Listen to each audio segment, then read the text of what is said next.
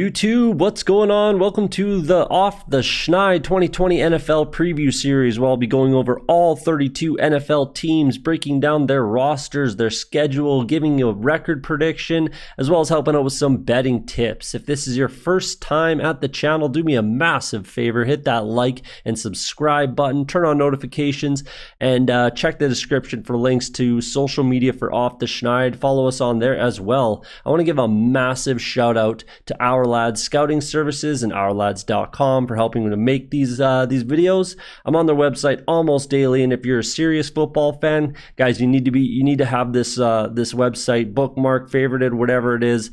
Helps me at draft time, fantasy football purposes, when creating bet slips, as well as DFS lineups. It's your one-stop shop for NFL scouting services. There's a link in the description for OurLads.com as well as the social media. Do me a favor again, hit that like and subscribe button. But enough of that, let's get to your favorite NFL football preview. Taking a look at the Seattle Seahawks. We'll start at quarterback as we always do with Russell Wilson. For me, Russell Wilson's been one of the best quarterbacks in the league, one of my favorite quarterbacks in the league since his second year, I guess. So you can't say that about a rookie, but since his second year, he's been in my top three. My personal top three. He's been in there since his second season. I'm a huge Russell Wilson fan. Second best quarterback in the league right now. But if we're talking about like leadership qualities and things like that, he's number one. But I have him right behind Patrick Mahomes as my number two quarterback in the NFL right now. Like I said, he's been in my personal top three since his second season. I think he's fantastic. He is the heart and soul of this team. Backing him up, you got Geno Smith, who's an okay, capable backup. He's fine to have in there. And then even Anthony Gordon, who was my MVP of the Senior Bowl, he could get it done. I mean, look at what Gardner Minshew did last year, who I think should have been the offensive player of the year, offensive rookie of the year, Gardner Minshew. And I think he would have been if he played all the games, but that's another story for another day. Either way, I think they're absolutely fine at quarterback. Of course, Russell Wilson's one of the best in the game. And then even if some disaster should happen, it's not like the most ridiculous drop off. There's still capable guys that can play games. Geno Smith has played snaps in the NFL, so that helps. Move over to running back. We got Chris Carson, Carlos Hyde, Rashad Penny, all these guys that they're all kind of injury prone, a little bit beat up. And that kind of makes me a little bit nervous. It really does. But I've been kind of waiting for this for a few years now, where they make the step towards being more of a passing team. The issue has always kind of been this offensive line for the Seattle Seahawks. But they do run the ball a ton. So they just got a bunch of guys that it's if there's an injury, fine, next guy up type of thing. They draft DJ Dallas to just be another one of those guys. They got Travis Homer, another one of those guys. It's just next man up type of thing. Whoever's healthy, feed them the rock, get your yards, and run your offense the way you have been for years. So, I mean, yeah, there's injury risks, but there's enough depth there. There's just next man up type of thing. So, move over to tight end. They bring in Greg Olsen, probably a Hall of Famer, I would imagine. Really, really good tight end, really good leader guy. They got Will Disley coming back, who was fantastic. Luke Wilson, Canadian, who, he's been there for a long time. He knows the offense, blocking type of guy, but he can get the job done. Jacob Hollister, I thought, had a really good year last year, all things considered. I think he was very good hands guy, surprisingly. I really liked him. And then they go and draft Colby Parkinson, who comes from the mecca for tight ends, Stanford. And then Steven Sullivan, who had a really good year with LSU. So they literally have like 6 tight ends that can all play. So they have a very, very, very good stable of tight ends, in my opinion. And that's kind of where they're going to lean to a little bit, especially if anything should happen to their wide receivers, which we'll go to right now. DK Metcalf, for me, top 10 wide receiver. I am a massive fan and believer of DK Metcalf. I think he can be, top 10 top 10 wide receiver this year. He's an athletic freak. He's got the speed, height. He can jump. He can do everything. And if you look at the targets that Russell Wilson's kind of given out, I guess, like, I don't know how I want to say it, but the amount of targets that guys have had, it took Tyler Lockett, Doug Baldwin, took these guys 4 years to get to the target share that DK Metcalf got in his rookie season. I think that number is only going to go up. He's going to catch more passes, more touchdowns, everything. He's over 1,000 yards, probably 10 touchdowns. I'm a huge believer in DK Metcalf this season. Tyler Lockett is fantastic. I think that DK is the true number one. Tyler Lockett is very good, and 1,000-yard receiver, I believe, last season. So there's no reason why they couldn't potentially have. I mean, they should have 2 guys hit 1,000 yards receiving this year. DK was 100 yards short of that last year, but I think that there's a very good possibility they could both be there and potentially both be 10 touchdown guys. And like I said, kind of move towards being more of a pass-first type of a team. With these tight ends and these wide receivers, they can run a lot of 2 tight end sets, 2 tight ends, 2 wide receivers, 1 running back, chuck the ball. Yeah, they can do some damage, a lot of play action, that type of stuff. Move to the offensive line. They lost George Fant, Jermaine Ifedi, and DJ Fluker from last year's offensive line that was, average at best, mediocre. Then they go out and bring in Cedric Oboye from my Bengals in Jacksonville, BJ Finney from the Steelers, and Brandon Shell from the Jets to kind of replace those guys. I still think that no matter how it kind of shakes out, Mike Upati's back. I think no matter how it shakes out, they're going to be just as mediocre as they were last year, and they kind of have always been on the offensive line for Russell Wilson's career, pretty much. He's never had a fantastic offensive line. It kind of just is what it is. He makes do. They do the best they can. They're still a very good team every year, despite their mediocre offensive line, and I think that that's just going to continue this season. So again, they've just always been a very similar team with Russell Wilson. You know what you're getting. You know you can rely on Russell Wilson. They run the ball. Everybody does their job. Pete Carroll is a fantastic coach. Brian Schottenheimer is very good for this team, for this offense. And Ken Norton is their defensive coordinator, which, has always been a coveted position, moving forward for getting coaching jobs and stuff like that. So move over to the defensive side of the ball. A lot of people really did not like their first round pick, Jordan Brooks. Personally, I like it. I liked it. It was a need. As much as people don't think it was a need for some reason, it was absolutely a need, and they have one of the best linebacking cores. The 3 linebackers are some of the best in the NFL with Jordan Brooks. Bobby Wagner, probably a Hall of Famer once he gets done, but he's getting up there. He's 30 years old. That's why they bring in a guy like Jordan Brooks. Luke Kuechly just retired early. KJ Wright's got some miles on him. He's 30 as well. They can both still get it done. Don't get me wrong. Absolutely get it done. But you need to kind of plan ahead, especially when you covet the linebacker position like the Seahawks do. So I like that. I like that draft pick, and I think he's gonna play right away. He's gonna contribute right away, and long term, he's gonna be their starting middle linebacker most likely. Once Bobby Wagner finally hangs it up, who knows when that'll happen. They got Jaron Reed back, which was massive. They absolutely had to do it. I really like Jordan Reed as an interior pass rusher. He is very good and just a disruptive force in there. Poona Ford had a good year, and he'll definitely improve. The interesting thing was with Jadeveon Clowney. They could still bring him back. That could definitely still happen. I think the Seahawks are probably on the short list for him to come back too, but if I'm being honest, it kind of seems like they're preparing for him to not come back. They brought back Bruce Irvin. They signed Benson Mayowa, drafted Darrell Taylor, drafted Alton Robinson, all these guys that can contribute in a rotational basis, get after the quarterback. It's extremely tough to replace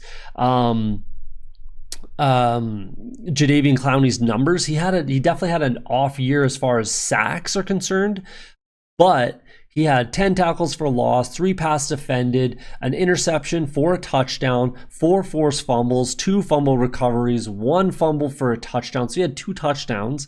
He did things to help this team for sure. I mean, it's tough to replace that production, but it kind of seems like they're kind of going that route. They're just doing it on a rotational kind of a basis. LJ Collier's not that guy. Bruce Irvin's not that guy. Here's a crazy stat. Who led the team in sacks last year?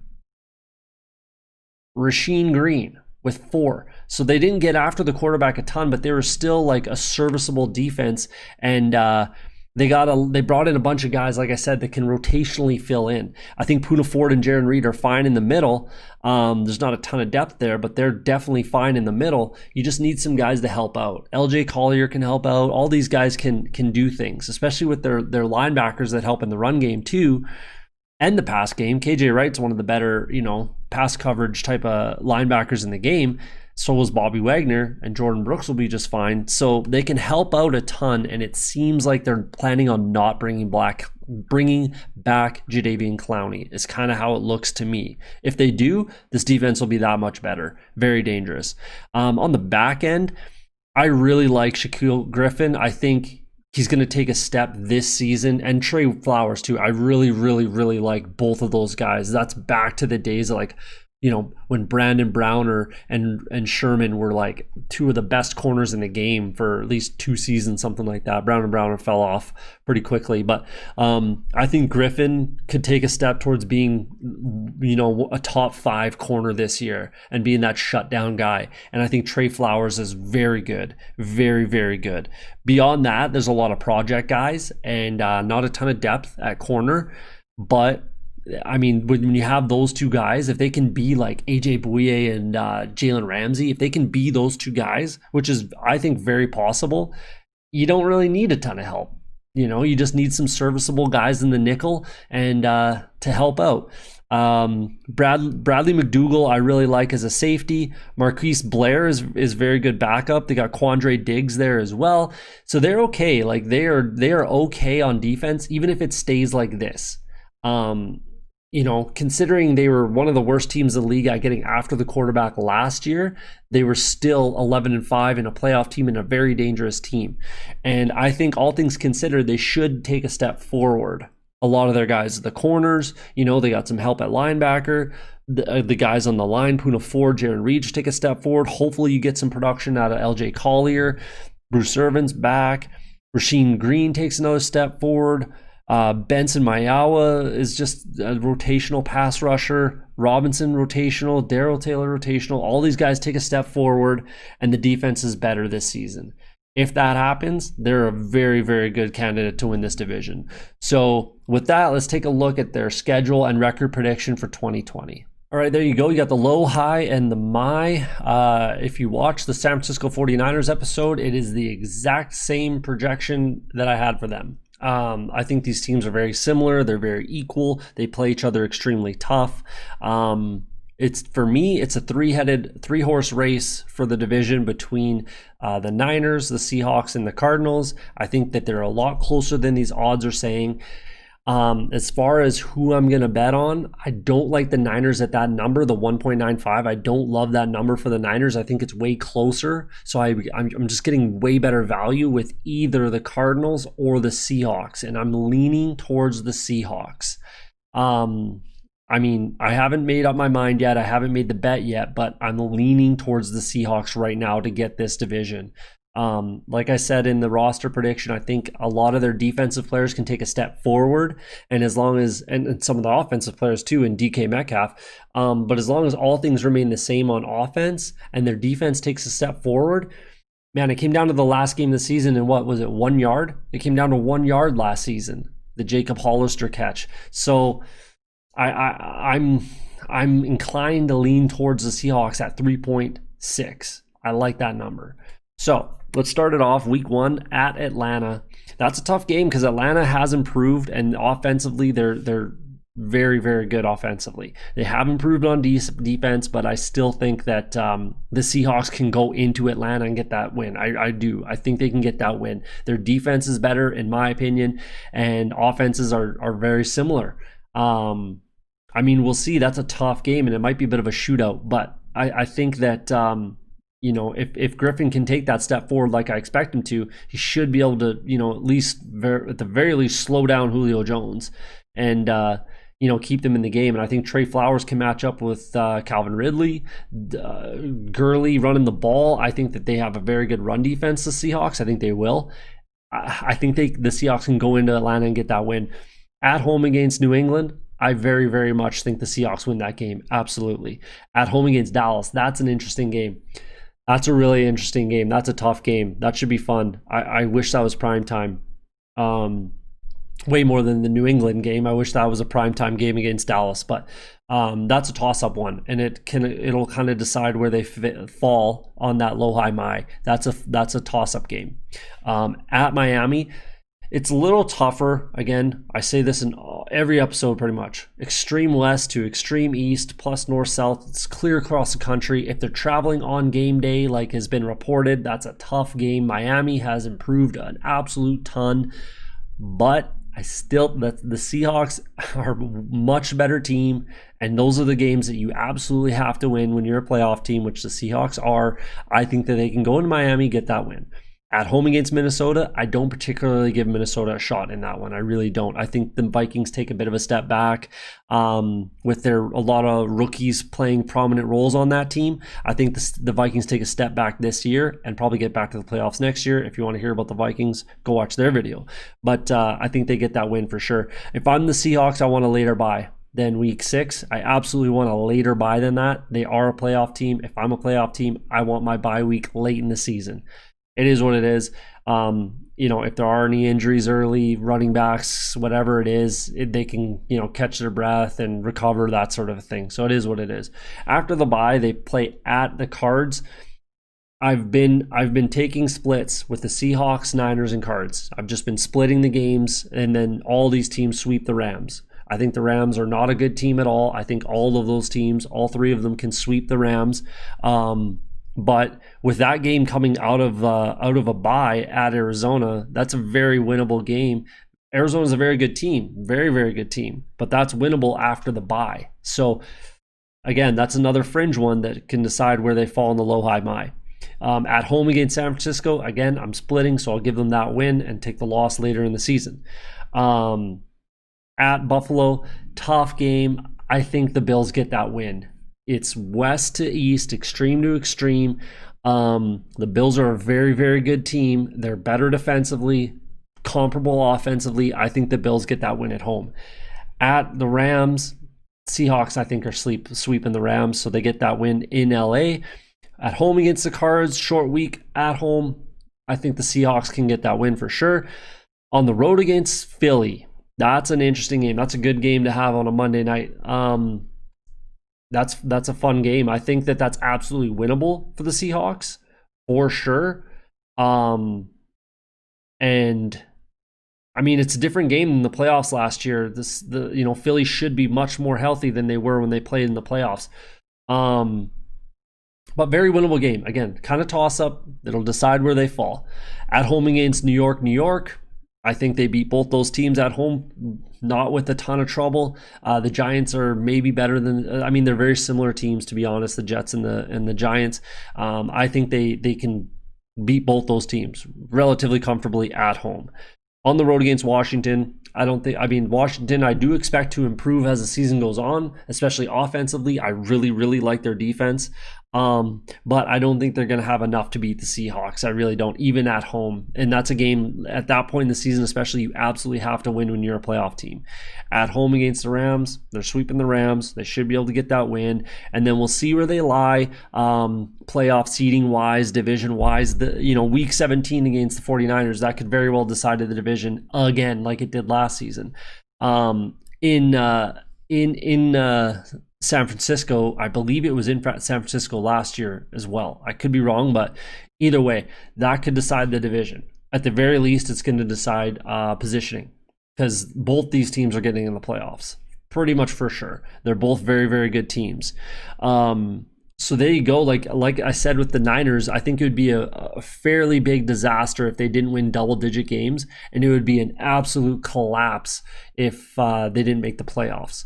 So I think I could really see this division, the NFC West division, coming down to tie record-wise and coming down to division games. That's where I see it. And if any of those three teams lose to the Rams, you can probably count yourself out for the division, even if you're tied record-wise, because that's a team that you got to beat. So there you go. Let me know in the comments what you think, but there's your breakdown for the 2020 Seattle Seahawks.